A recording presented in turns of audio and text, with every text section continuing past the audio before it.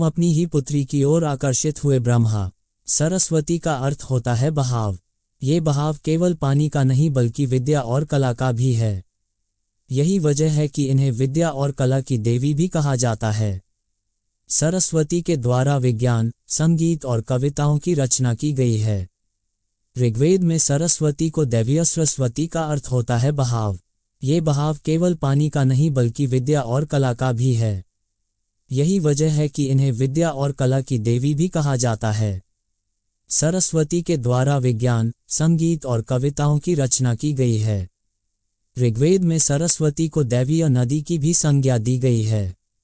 साथ ही इन्हें पवित्रता और उर्वरता की देवी भी कहा गया है। सरस्वती को अन्य नामों से भी पुकारा जाता है, जिनमें भागेश्वरी, शत्रुपा, ब्राह्मी, पृथुदा, बगदेवी, बिरज, शारदा आदि प्रमुख हैं। हिंदू धर्म से जुड़े पौराणिक इतिहास पर नजर डालें तो कई ऐसी कहानियां सुनने को मिल जाएंगी जिनसे अभी तक आमजन वाकिफ नहीं हैं। विस्तृत इतिहास होने की वजह से कुछ घटनाएं छूट जाती हैं तो कुछ नजरअंदाज कर दी जाती हैं। इन्हीं कहानियों में से एक है सृष्टि के रचयिता ब्रह्मा का अपनी ही बेटी के साथ विवाह करने की घटना। ये बात तो हम सभी जानते हैं कि त्रिदेव के हाथों में ही इस सृष्टि की बागडोर समाहित है। ब्रह्मा के पास सृष्टि की रचना का दायित्व है तो विष्णु के पास संरक्षण का, वहीं देवों के देव कहे जाने वाले महादेव शिव को विनाश का जिम्मा सौंपा गया है।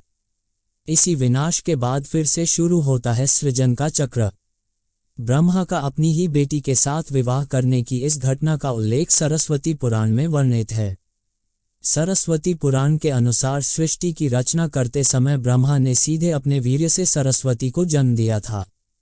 इसलिए ऐसा कहा जाता है कि सरस्वती की कोई मां नहीं, केवल पिता ब्रह्मा थे।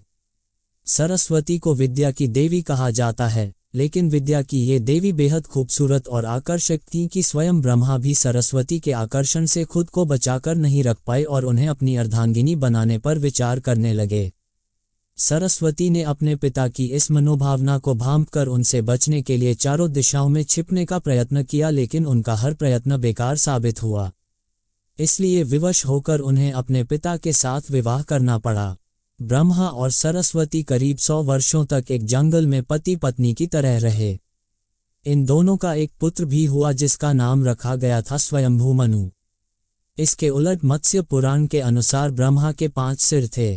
कहा जाता है जब ब्रह्मा ने सृष्टि की रचना की तो वह इस समस्त ब्रह्मांड में अकेले थे। ऐसे में उन्होंने अपने मुख से सरस्वती, सांध्य, ब्राह्मी को उत्पन्न किया। ब्रह्मा अपनी ही बनाई हुई रचना सरस्वती के प्रति आकर्षित होने लगे और लगातार उन पर अपनी दृष्टि डाले रखते थे। ब्रह्मा की दृष्टि से बचने के लिए सरस्वती चारों दिशाओं में छिपती रही, लेकिन वह उनसे नहीं बच पाईं। इसलिए सरस्वती आकाश में जाकर छिप गईं, लेकिन अपने 5वें सिर से ब्रह्मा ने उन्हें आकाश में भी खोज निकाला और उनसे सृष्टि की रचना में सहयोग करने का निवेदन किया। सरस्वती से विवाह करने के पश्चात सर्वप्रथम मनु का जन्म हुआ। ब्रह्मा और सरस्वती की यह संतान मनु को पृथ्वी पर जन्म लेने वाला पहला मानव कहा जाता है। इसके अलावा मनु को वेदों, सनातन धर्म और संस्कृत समेत समस्त भाषाओं का जनक भी कहा जाता है। प्रजापति ब्रह्मा का अपनी ही पुत्री के प्रति आकर्षित होना और उसके साथ संभोग करना अन्य सभी देवताओं की नजरों में अपराध था। सभी ने मिलकर पापों का सर्वनाश करने वाले शिव से आग्रह किया कि ब्रह्मा ने अपनी पुत्री के लिए यौनाकांक्षाएं रखीं, जो कि एक बड़ा पाप है। ब्रह्मा को उनके किए का फल मिलना ही चाहिए। क्रोध में आकर शिव ने उनके 5वें सिर को उनके धड़ से अलग कर दिया था। शिव पुराण के अनुसार ब्रह्मा के सर्वप्रथम 5 सिर थे, लेकिन जब अपने 5वें मुख से उन्होंने सरस्वती, जो कि उनकी पुत्री थी, को उनके साथ संभोग करने के लिए कहा तो क्रोधावश सरस्वती ने उनसे कहा कि तुम्हारा यह मुंह हमेशा अपवित्र बातें ही करता है, जिसकी वजह से आप भी विपरीत ही सोचते हैं।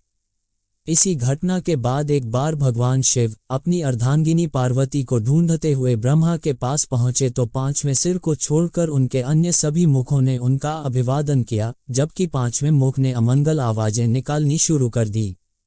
इसी कारणवश क्रोध में आकर शिव ने ब्रह्मा के 5वें सिर को उनके धड़ से अलग कर दिया।